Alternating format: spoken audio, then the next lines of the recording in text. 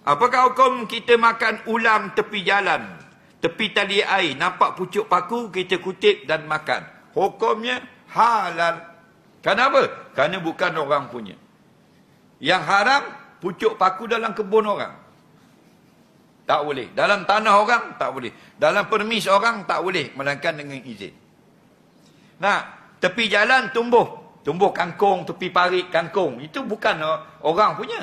Ada orang tanah kangkung dan parit. Salah. Nah, siapa pergi ambil, halal. Sama dengan tanah, benda yang ada di hutan. Nah, tapi dalam rumah orang, itu tak pelik yang makan dekat parit. Yang pelik ni, dalam masjid pun bahang dia kok. Bahang lagi. Banyak ni kan dalam YouTube tunjuk. Buat semayang, orang balik lah ke dah.